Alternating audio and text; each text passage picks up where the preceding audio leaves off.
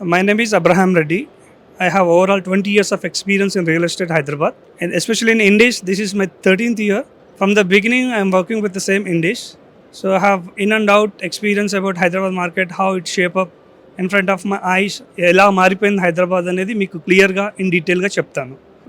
Welcome to CREDAI property show 2024. In general real estate గురించి జనరల్గా అందరూ అనుకుంటారు రియల్ ఎస్టేట్ అంటే అందుబాటులో లేదు అని. కానీ రియల్ ఎస్టేట్ అనేది ఇక్కడ వరకు వెళ్తుందంటే హైదరాబాద్ అట్లీస్ట్ ఒక 100 కిలోమీటర్స్ రేడియస్ వరకు వెళ్తుంది నెక్స్ట్ 10 ఇయర్స్లో. ఎనీవేర్ మీకు డబ్బులు ఎక్కడ ఉన్నా కొనుక్కోండి, ఎనీ డిస్టెన్స్ మ్యాటర్ కాదు. మీకు కావాల్సింది ఏంటంటే మన దగ్గర మనీ ఎంత ఉందో ఆ మనీకి సంబంధించిన ల్యాండ్ ఎక్కడైనా సరే కొనుక్కోండి. కామన్ మ్యాన్ నీడ్ ఏంటంటే ఫస్ట్ ఇల్లు చూస్తాడు, తర్వాత ప్లాట్స్ గురించి ఆలోచిస్తాడు. ఇల్లు అనేది మనకి మినిమం 50,000 బెంచ్ మార్క్ అయింది హైదరాబాద్లో, అది కూడా అవుట్స్కట్స్లో మాత్రమే దొరుకుతుంది. సిటీ సెంటర్ అంటే మినిమం 1.2 CR నుంచి 1.5 CRలో 2 BHK యూనిట్స్ దొరుకుతా ఉన్నాయి. క్రెడై ప్రాపర్టీ షోలో మంచి ఎగ్జిబిషన్ జరుగుతూ ఉంది. ఎక్కడైనా సరే మీకు రిక్వైర్మెంట్ ఉంటే ఎనీవేర్ హైదరాబాద్లో కొనుక్కోండి, మీ ప్రాపర్టీ అప్రిషియేట్ అవుతుంది. మీకు కావాల్సిన living standards, gated community culture కూడా మీకు అలవాటు అవుతుంది. ఏ ప్రభుత్వం ఉన్నా సరే రియల్ ఎస్టేట్ అనేది మేజర్గా ఒకటి I can say it's fuel for the government. మనకి ఏ గవర్నమెంట్ ఉన్నా సరే ఇన్కమ్ కావాలి. ఇన్కమ్ మేజర్గా వచ్చేది రియల్ ఎస్టేట్, తర్వాత IT sector in Hyderabad. So real estate అనేది కంపల్సరీ మన ఈ కాంగ్రెస్ గవర్నమెంట్ కూడా చాలా ఇంపార్టెన్స్ ఇస్తుంది. ముఖ్యంగా మూసీ రివర్ ఫ్రంట్ అనేది మూసీ రివర్ మీద ఏదో డెవలప్మెంట్ చేయబోతూ ఉన్నారు, అది త్వరలో ఇంప్లిమెంట్ చేయబోతూ ఉన్నారు. నాట్ ఓన్లీ సిటీ అనే కాదు, మన మెట్రో GHMC లిమిట్స్ని పెంచుతున్నారు. తర్వాత RRR వచ్చింది, RRR వరకు వచ్చేసి అర్బన్ డెవలప్మెంట్ని చేయబోతున్నారు ఓవరాల్ RRR మధ్యలో. అది కాకుండా రూరల్ తెలంగాణ మీద కూడా ఫోకస్ చేద్దామని గవర్నమెంట్ ఆలోచిస్తూ ఉంది. All probabilities are there. Government ఒకసారి జనరల్ ఎలక్షన్స్ అయిపోయిన తర్వాత చాలా బాగా ఉంటుంది. మీకు ముఖ్యంగా చెప్పేది ఏంటంటే every year close to 3,50,000 people migrate అవుతున్నారు డిఫరెంట్ స్టేట్స్ నుంచి కానీ, డిఫరెంట్ కంట్రీస్ నుంచి కానీ, రూరల్ సెగ్మెంట్ నుంచి కానీ. Hyderabad population day by day పెరుగుతూనే ఉంది. మీకు చెప్పేది ఏంటంటే every year an average 3,50,000 population వస్తూ ఉన్నారు. వాళ్ళకు ఉండటానికి వసతి కావాలి, వాళ్ళ ఇన్వెస్ట్మెంట్స్ కావాలి, వాళ్ళ పిల్లల ఎడ్యుకేషన్కి సంబంధించిన స్కూల్స్, నియర్ బై ఇన్ఫ్రాస్ట్రక్చర్ ఎక్కడైతే ఉందో అక్కడ వాళ్ళు ఇల్లు కొనుక్కునే స్కోప్ ఎక్కువగా ఉంది. కాబట్టి రియల్ ఎస్టేట్ అనేది పెరుగుతూనే ఉంటుంది హైదరాబాద్లో. ఇప్పుడు నా అనుభవం ప్రకారం చెప్పాలంటే చిన్న ఇండివిజువల్ హౌస్లో ఉన్న వాళ్ళకి గేటెడ్ కమ్యూనిటీలోకి వెళ్ళాలని, లేదంటే స్టాండర్డ్ అపార్ట్మెంట్లో ఉన్న వాళ్ళు గేటెడ్ కమ్యూనిటీలో ఫ్లాట్ కొనుక్కోవాలి, వాళ్ళ లివింగ్ స్టాండర్డ్స్ పెంచాలి, పిల్లల కోసం మంచి కమ్యూనిటీ ఇవ్వాలనే ఇంటెన్షన్ చాలామంది కస్టమర్స్కి ఉంది. అది నేను అబ్జర్వ్ చేసింది. ఇంకొకటి ఏంటంటే హైరైజ్ అపార్ట్మెంట్స్లో ఉన్న వాళ్ళకి ఏంటంటే గేటెడ్ కమ్యూనిటీలో విల్లాలు కొనుక్కుందామనే ఆలోచనలో ఉన్నాయి. కానీ విల్లాస్ అన్ యావరేజ్ 3 CR నుంచి 10 CR మధ్యలో మాత్రమే అవైలబిలిటీ ఉంది మంచి రిపీటెడ్ బ్రాండ్స్లో. మీకు 1.5-2 CR అంటే అవుట్స్కట్స్కి వెళ్ళాల్సి వస్తుంది. నియర్ టు ORR అవుట్స్కట్స్కి వెళ్తే కానీ మనకి ఆ బడ్జెట్లో దొరకవు individual villas, that too in gated community. High rise building ఏంటంటే ఒకే దగ్గర లివింగ్ స్టాండర్డ్స్ పెంచుతూ ఒకే దగ్గర మనకు కావాల్సిన ఫెసిలిటీస్ అన్నీ ఉంటూ ఉన్నాయి. కాబట్టి సేఫ్ అండ్ సెక్యూర్ చాలా ముఖ్యం ఈ రోజుల్లో. అంటే world is a global family అయిపోయింది. ప్రతి వారు ఆన్ సైట్కి వెళ్తున్నారు, డిఫరెంట్ కంట్రీస్లో వాళ్ళు జాబ్ చేస్తూ ఉన్నారు, వాళ్ళ సర్వైవల్ కోసం వెళ్తూ ఉన్నారు. మంచిదే, వాళ్ళ ఫ్యామిలీ కూడా సేఫ్ అండ్ సెక్యూర్గా ఉండాలి. కాబట్టి gated community, high rise concepts చాలా విధంగా హైదరాబాద్లో పెరుగుతూ ఉంది. కాబట్టి ఎప్పటికైనా సరే గేటెడ్ కమ్యూనిటీ కాన్సెప్ట్ అనేది ఉంటూ ఉంటుంది. మేజర్గా హైదరాబాద్ మార్కెట్లో కామన్ మ్యాన్ కన్నా ఎవరైతే ఇన్వెస్ట్మెంట్ చేస్తున్నారో ఇన్వెస్టర్సే ఇన్వెస్ట్ చేస్తున్నారు. మళ్ళీ ఇన్వెస్ట్ అంటే ఫర్ ఎగ్జాంపుల్ ఒక అపార్ట్మెంట్, హై రైజ్ అపార్ట్మెంట్స్ మంచి రిపీటెడ్ బ్రాండ్ దగ్గర తీసుకోవాలంటే 2 CR మినిమం ఉంది. ఆ 2 CR వాళ్ళు ఎలా ఉందంటే మార్కెట్ పల్స్, కస్టమర్స్ వాళ్ళ దగ్గర ఎక్కడో ఒక చిన్న ప్లాట్స్ అమ్ముకొని లేదంటే 50% లోన్ తీసుకొని అలా ప్లాన్ చేస్తున్నారు. రిపీట్ బయర్స్ ఎక్కువగా ఉన్నారు హైదరాబాద్లో. హైదరాబాద్ ఏంటంటే it can extend any direction. హైదరాబాద్లో ఒక 20,000 వచ్చే వాళ్ళు జీవించగలుగుతారు, ఒక 2 lakhs సంపాదించే వాళ్ళు కూడా జీవించగలుగుతారు. ఇప్పుడు మీరు మెట్రోపాలిటన్ టౌన్షిప్ తీసుకుంటే నెంబర్ 1 పొజిషన్లో ముంబై ఉంది, దాని తర్వాత ఢిల్లీ ఉంది, తర్వాత బెంగళూరు అండ్ హైదరాబాద్కు ఉన్న అడ్వాంటేజెస్ మిగతా 3 cities లేదు. బెంగళూరు మనకన్నా బెటర్గా ఉండొచ్చు ఇన్ టర్మ్స్ ఆఫ్ ఐటీలో కానీ, అదర్ బిజినెస్లో కానీ, స్టార్టప్స్లో కానీ. కాకపోతే ఏంటంటే అక్కడ ట్రాఫిక్ ప్రాబ్లమ్స్ చాలా ఎక్కువగా అవుతున్నాయని వింటున్నాము ఈ రోజుల్లో. మన హైదరాబాద్ ఏంటంటే ట్రాఫిక్ ప్రాబ్లమ్స్ లేవు, it can extend any direction. మనకి ఈస్ట్ వెస్ట్ నార్త్ సౌత్ అన్ని డైరెక్షన్లో డెవలప్ అయ్యే స్కోప్ ఎక్కువగా ఉంది హైదరాబాద్.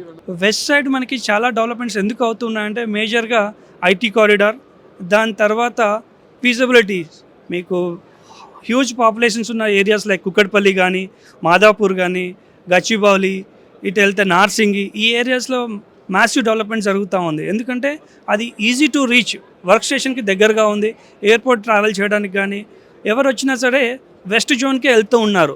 ఇప్పుడు ఫర్ ఎగ్జాంపుల్ ఎనీ విషయంలో కూడా అందాకే ఉంటుంది. మైండ్ కస్టమర్ పల్స్ ఎలా ఉంటుందంటే ఎక్కడైతే డెవలప్మెంట్ ఉందో అక్కడ నాకు కంపల్సరీ ఒక హౌస్ ఉండాలనే కాన్సెప్ట్లో ఆలోచిస్తూ ఉన్నాడు. ఎక్కడైతే అంటే వేరే దగ్గర వెళ్ళి కొనుక్కోవచ్చు, ఇక్కడ ఎందుకు కొనుక్కోవాలంటే అందరు కొనుక్కుంటున్నారు, నాకు కూడా ఇక్కడ ఒకటి ఉండాలి అన్న కాన్సెప్ట్లో ఆలోచిస్తూ ఉన్నారు. ఈస్ట్ వైపు మన యావరేజ్ 6,000 to 7,000 రేంజ్లో ఉంది పర్ ఎస్ఎఫ్టీ. అక్కడ కూడా మీరు చూస్తే ఓవరాల్ చుట్టుపక్కల మీకు అక్కడ మేడిపల్లి కానీ, నారపల్లి కానీ, జోడిమెట్ల ఏరియాస్, గట్టికేసరి వరకు కూడా రియల్ ఎస్టేట్ ఆల్రెడీ డెవలప్ అవుతూ ఉంది. అక్కడ కూడా మంచి ఇన్వెస్ట్మెంట్ చేసుకోవచ్చు. ఎందుకంటే హైదరాబాద్ నెక్స్ట్ 10 to 15 years మీరు డబ్బులు ఉంటే ఎక్కడైనా ఇన్వెస్ట్ చేసుకోవచ్చు. హైదరాబాద్ మార్కెట్ చాలా బాగా ఉంటుంది. ఇంకా కంపారిజన్ చేసుకుంటే మీ దగ్గర ఒక 30-35 lakhs ఉంటే బెంగళూరు హైవేలో ప్లాట్స్లో పెట్టుకోవచ్చు, లేదంటే యాదగిరిగుట్ట సైడ్ ప్లాట్స్లో పెట్టుకోవచ్చు. ఎందుకంటే త్రిబుల్ ఆర్ రాబోతూ ఉంది. త్రిబుల్ ఆర్ ఒక 4-5 yearsలో సెటప్ అవుతుంది. అప్పుడు మీకు విపరీతంగా అంటే ఒకప్పుడు మనం కొల్లూరు, తెల్లాపూర్ ఈ ఏరియాలో అయితే ఎట్లయితే అవుట్స్కట్స్లో ఉన్నాయని అనుకున్నామో అక్కడ ఇప్పుడు ఎలా ఉంది ఆలోచించుకొని జస్ట్ ఇమాజిన్ చేసుకుంటే ఆ రకంగా విపరీతంగా పెరగబోతూ ఉంది హైదరాబాద్ నెక్స్ట్ 10 yearsలో. ఇప్పుడు మనకి ప్రజెంట్గా చూస్తే ఓఆర్ఆర్ ఉంది, రీజనల్ రింగ్ రోడ్ ఉంది. రింగ్ రోడ్ పక్కన ఒక 1 kilometers రేడియస్ మొత్తం గ్రోత్ కారిడార్, అన్ని స్కై స్క్రాపల్స్ వచ్చాయి, అన్ని హైరేజ్ అపార్ట్మెంట్స్ వచ్చాయి. సిమిలర్గా ట్రిపుల్ ఆర్ వచ్చాక దానికి కూడా ఒక 1 kilometers 2 kilometers రేడియస్ మొత్తం గ్రోత్ కారిడార్ చేయబోతూ ఉంటారు. గవర్నమెంట్ మంచి ఇనిషియేటివ్ చేసుకొని కామన్ మ్యాన్కి కూడా అంటే ఇప్పుడు అఫోర్డబుల్ హౌసింగ్ మీద ఎక్కువ కాన్సన్ట్రేట్ చేసి అఫోర్డబుల్ హౌసింగ్ కూడా ఆ సెగ్మెంట్కి కూడా బూస్ట్ ఇస్తుంది అనేసి ఎక్స్పెక్ట్ చేస్తూ ఉన్నాం. మేజర్గా కస్టమర్లు ఇండివిజువల్స్ ఆన్ అండ్ ఎఫర్ట్ చేసి సంపాదించుకున్న మనీని ఎక్కడ పడితే అక్కడ ఇన్వెస్ట్ చేసుకోకుండా మేజర్గా ఫ్రీ బీస్కి ఆశపడకుండా అప్‌ఫ్రంట్ పేమెంట్ అని లేకపోతే అంటే ఏదన్నా గిఫ్ట్లు ఇస్తామని ఎవరైనా చెప్పినా ఆశపడకుండా క్లియర్గా లీగాలిటీస్ అన్నీ ఉన్నాయి, HMD approved, RERA approved, 100% approvals అన్నీ చెక్ చేసుకున్న తర్వాతనే కన్స్ట్రక్షన్ స్టార్ట్ అయిన తర్వాత కొనుక్కుంటే మంచిది. మ్యాక్సిమం ఇప్పుడు కస్టమర్స్ కూడా అలాగే ఆలోచిస్తూ ఉన్నారు. Ready to move in projects ఏవైతే ఉన్నాయో అక్కడ డిమాండ్ ఎక్కువగా ఉంది. సో మా ఇండిస్ గ్రూప్లో 4 ప్రాజెక్ట్స్ ఉన్నాయి అపార్ట్మెంట్స్లో. మ్యాక్సిమం అన్ని 4 ప్రాజెక్ట్స్లో ready to move in apartments ఉన్నాయి. మీరు కొనుక్కోండి, సేఫ్ అండ్ సెక్యూర్ ఇన్వెస్ట్మెంట్. రాబోయే 5 సంవత్సరాల్లో రియల్ ఎస్టేట్ మార్కెట్ అనేది చాలా బాగా ఉంటుంది. ఇప్పుడు సిటీ సెంటర్ ఓఆర్ఆర్ లోపల కొనుక్కోవడానికి ఎవరైతే ఎఫోర్డబిలిటీ ఉందో వాళ్ళు కొనుక్కోవచ్చు. ఎఫోర్డబిలిటీ కొంచెం తక్కువగా ఉన్న వాళ్ళు ట్రిపుల్ ఆర్కి దగ్గరలో కొనుక్కోండి, డెఫినెట్గా డెవలప్ అవుతుంది. మీకు తెలంగాణ అనేది విత్ ఇన్ ద రీచ్, మీరు ఎక్కడ ఏ బడ్జెట్లో కొనుక్కున్నా సరే తెలంగాణ అనేది నెక్స్ట్ 10 to 15 years బూమ్. నా ఎక్స్పీరియన్స్లో రియల్ ఎస్టేట్ పడిపోవడం అంటూ ఎప్పుడూ ఎక్కడా ఉండదండి. మనకి చాలా సైకిల్ చూసాం, మనము రెసిషన్ చూసాము. రెసిషన్ టైంలో కూడా ప్రైజులు పడిపోయాయి అన్నారు, కానీ ఎవరు తగ్గించలేదు. ఇన్ఫ్యాక్ట్ నేను పర్చేస్ చేసిన కంపెనీలో కూడా ప్రైజ్ ఎప్పుడు తగ్గించలేదు, కాన్స్టెంట్గా అలాగే కంటిన్యూ అయింది ఒక 3-4 years. దాని తర్వాత ఒకేసారి ఎన్ని రోజులు పెరగకుండా ఒకేసారి 1 yearలో జూమ్ అయింది, ఒకేసారి పెరిగిపోయింది. అలాగే ఇప్పుడు కూడా ఏంటంటే తెలంగాణ గవర్నమెంట్ రీసెంట్గా కాంగ్రెస్ గవర్నమెంట్ రూలింగ్లోకి వచ్చింది, అది సెటిల్ అవ్వడానికి కొంచెం టైం పడుతుంది. నెక్స్ట్ 2-3 monthsలో వాళ్ళు కూడా వెరీ గుడ్ ఇనిషియేటివ్ తీసుకోబోతున్నారు. ఎవరైతే బిల్డర్స్ ఆల్రెడీ అప్రూవల్స్ కోసం వెయిట్ చేస్తున్నారో వాటన్నిటికీ అప్రూవల్ వస్తాయి. చాలా డెవలప్మెంట్స్ జరగబోతూ ఉన్నాయి తెలంగాణలో. డబ్బులు ఉంటాయి ఎప్పుడు ఎక్కడైనా సరే. మనకున్న ఇన్వెస్ట్మెంట్స్ 2 అండి, ఒకటి రియల్ ఎస్టేట్, దాని తర్వాత షేర్ మార్కెట్. మన కామన్ మ్యాన్ ఇప్పటికీ ఎవరు ఆలోచించినా కూడా రియల్ ఎస్టేట్ గురించి ఆలోచిస్తాడు, షేర్ మార్కెట్ గురించి అలా ఆలోచించాడు. మీకు చెప్పాల్సిన మెయిన్ రీజన్ ఏంటంటే ఇండియన్ జీడిపి పెరుగుతుంది, అంటే మనం డెవలప్ అవుతూ ఉన్నాం, డెవలప్ కంట్రీగా మారబోతున్నాం నెక్స్ట్ 10 years 15 yearsలో. కాబట్టి అన్ని ప్రాబబిలిటీస్ ఎలా ఉందంటే డెవలప్మెంట్కే ఫోకస్ ఎక్కువగా ఉంది. అన్ని మెట్రోపాలిటన్ టౌన్షిప్లో చూసుకుంటే హైదరాబాద్కి బ్రైట్ ఫ్యూచర్ ఉంది.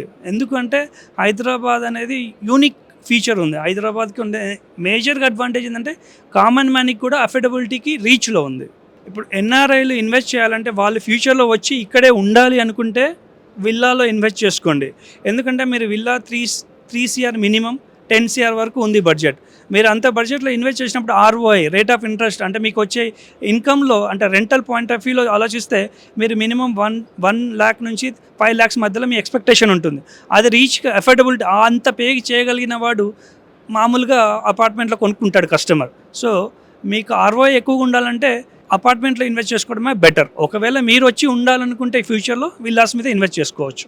ఓపెన్ ప్లాట్స్ ఏంటంటే ఓపెన్ ప్లాట్స్కి అండ్ అపార్ట్మెంట్కి ఉన్న డిఫరెన్స్ ఏంటంటే ఓపెన్ ప్లాట్స్లో మనకి మేజర్గా ఇంటీరియర్స్ చేయించుకోవాల్సిన అవసరం ఉండదు.